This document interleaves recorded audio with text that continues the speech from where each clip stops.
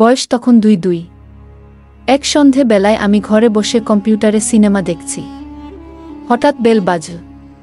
বাড়িতে আমি একাই ছিলাম। নিচে গিয়ে দরজা খুলতেই দেখি এক দালাল একজন মেয়ে আর একজন ছেলেকে নিয়ে এসেছে ঘর ভাড়া নেবে বলে। তারা দুজন অবিবাহিত। আমার মা এসব জিনিসগুলো দেখাশোনা করে, কিন্তু উনি তখন বাড়িতে না থাকায় আমি উনাদের ঘর দেখালাম। ওদের ২ জনের ঘর পছন্দ হলো। আমি ওদের দোতলায় এনে বসালাম। ওরা পরিচয় দিল, মেঘমা আরে সুনীল। আমি পরিষ্কারভাবেই বললাম, এইসব জিনিস আমি দেখি না তো। উনাদের পরে এসে মায়ের সাথে কথা বলতে হবে। কিন্তু একটা কথা আমি জানি যে মা অবিবাহিত কেউকে ঘর ভাড়া দেবেন না। ওরা এই শুনে চলে গেল। পরের দিন সকালে এসে মায়ের সাথে দেখা করে বলল, কাকিমা আপনাদের ঘর নতুন, আর আমরাও বিয়ে করব ১-৫ দিন পর, তাই আমরা চাইছিলাম আপনাদের ঘরটাই ভাড়া নিতে। মা রাজি হয়ে গেল। বিয়ে করে ওরা আমাদের বাড়িতে এল। ওরা দুজনেই সমবয়সী। মেঘমাদির বয়স তখন ২-৭। সে আমার থেকে ৫ বছরের বড়। এইভাবে কেটে গেল প্রায় ১ বছর। ১ বছর পর আমাদের বাড়িতে আর এক পরিবার ভাড়া এল। আসার কিছুদিন পর থেকেই সে শুরু করল মেঘমাদির। খোলা ছিল। মেঘমাদির দৃশ্য দেখে তো আমি অবাক। সে ঘরের মধ্যে একটা প্রচণ্ড টাইট হট প্যান্ট আর একটা হাত কাটা টি শার্ট পরে আছে। প্যান্ট এত টাইট যে সেটা ফেটে গিয়ে ভিতরের ইন্টারলক এর সাদা সুতো পর্যন্ত দেখা যাচ্ছিল, আর তার টপ বাইরে থেকে ব্রা এর লেস দেখা যাচ্ছিল। আমি ওকে দেখতেই থাকলাম। ও ঘুরতেই আমার বাড়া খাড়া হয়ে গেল। কি অপরূপ দৃশ্য! বিশাল বড় বড় মাইগুলো ব্রা এর জন্য উঁচু হয়ে আছে, আর টি শার্টের গলা খুব গভীর হয়াতে তার মাইয়ের খাঁজটাও পরিষ্কার দেখা যাচ্ছিল। নিচের দিকে চোখ যেতেই দেখলাম দিদির প্যান্টের উপর থেকেই গুদের ভাঁজ তা দেখা যাচ্ছে স্পষ্ট। দেখে বুঝলাম ভিতরে প্যান্টটি নেই, তার উপর ওই মোটা শরীর। খিদে আটকানো কোনো মতেই সম্ভব না। আমি চেষ্টা করছিলাম কোনোভাবে হাত দিয়ে আমার বা রাতা ঢাকার, কিন্তু ও সেটা বেশ দেখতে পেয়েছিল। কিন্তু কোনো শব্দ না করে ওরকমভাবেই আমাকে দেখিয়ে যাচ্ছিল নিজের শরীরের ওই ভাঁজ। মা নিচে এসে দরজা খুলতেই দিদি সোজা নিজের দরজা আটকে দিল যাতে মা তাকে ওই ড্রেস দেখতে না পায়।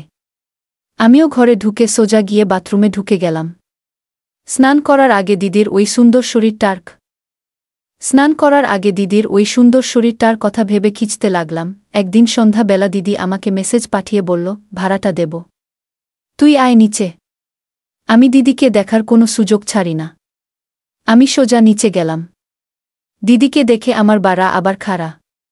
সেই সেম ড্রেস, তবে আজ একটু অন্যরকম।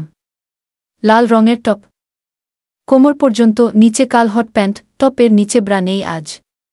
ঝুলন্ত মাইগুল দেখেই টিপতে মন চাইল, কিন্তু আমার তো সে অধিকার নেই।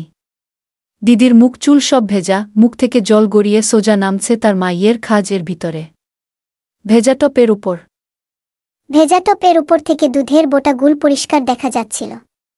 আমাকে দেখেও দিদি কেমন যেন জোরে জোরে নিঃশ্বাস নিচ্ছিল, আর তার সাথে সাথে তার মাই ওঠা নামা করছিল। আমি কোনো কথা না বলেই শুধু ওকে দেখতে লাগলাম। ও দেখলাম আমাকে ভাড়া না দিয়ে নিঃশ্বাস নিয়ে শুধু নিজের বুকটাকে ওঠা নামা করে যাচ্ছিল আর আমাকে দেখিয়ে যাচ্ছিল। হঠাৎ আমকে ডেকে আমার ঘোর ভাঙ্গিয়ে আমার হাতে ভাড়াটা দিয়ে মুচকি হেসে চলে গেল। সুনীল দা ইঞ্জিনিয়ার, তাই বেশিরভাগ সময় শহরের বাইরেই থাকতেন। এক রাতে দিদি আমকে মেসেজ করে বলল, তুই কি করছিস? আমিস, এই তো কম্পিউটার সিনেমা দেখছিলাম। দিদিক কাকিমা কি করছে? আমিস সেটা তো বলতে পারবো না মা, অন্য ঘরে। আমি আমার ঘরে দরজা বন্ধ করে সিনেমা দেখছি। দিদিক কি এমন সিনেমা দেখছিস দরজা বন্ধ করে? আমিস ইংলিশ সিনেমা। দিদিক তার মানে ওইসব দেখছিস তাই তো? আমিস ওইসব মানে? দিদিক নাটক করিস না। ওইসব নোংরা জিনিসগুলো দেখছিস দরজা বন্ধ করে? আমিস মোটেই না। আমি ভালো সিনেমাই দেখছি। কিন্তু তুমি এরকম ভাবলে কেন? তোমার ইচ্ছা করছে নাকি ওইসব দেখতে? দিদিক এক থাপ্পড় মারব। আমি আর উত্তর দিলাম না। হঠাৎ মিনিট ৫ পর আবার মেসেজ করল, দিদিক ইচ্ছা করলে কি আর তোর কাছে চাইব নাকি? আমি চাইতেই পার, আমার কাছে অনেক আছে, চাইলেই দেব। দিদি, আচ্ছা নিয়ে আয় নিচে। আমি একাই আছি, তোর দাদা নেই বাড়ি। আমিও গেলাম পানু নিয়ে নিচে। যেতেই দেখি দিদি দরজা খুলে সেই ওই রকম ড্রেস পরে দাঁড়িয়ে আছে, তবে আজ একটা সুতির পাতলা টপ পরেছে সাদা রঙের, ভিতরে ব্রা নেই। পরিষ্কার বড় বড় মাইগুলো দেখা যাচ্ছিল আর কালো বোটা গুল উকি মারছিল টপ এর ভিতর থেকে। আমার বাড়া ওখানেই খাড়া হয়ে গেল। আমি ঢুকতেই দরজা বন্ধ করে দিল। আমিস দরজা খোল, আমি চলে যাব। দিদিক যাবি কেন? আমিস তুমি তো বললে দাদা নেই, তা তুমি কি এসব আমার সামনে দেখবে নাকি? দিদি, এসব একা দেখতে ভালো লাগে না, তোর সাথেই দেখি চল। আমিস মাথা খারাপ? ওইসব দেখলে কি করতে ইচ্ছা হয় জান না? দিদিক জানি বলেই তো তোকে দেখতে বলছি আমার সাথে। তোর দাদা তো নেই, আমার ইচ্ছা হলে আমি কার সাথে করব শুনি?